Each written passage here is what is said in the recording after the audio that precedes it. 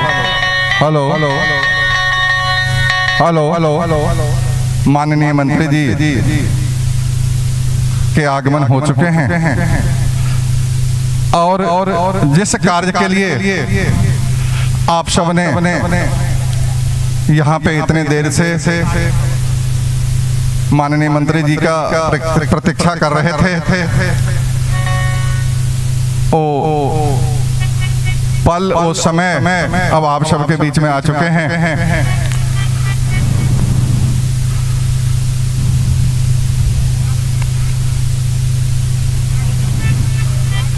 तो आइए इनके स्वागत में एक छोटा सा 2 लाइन और कहना है क्या, आजू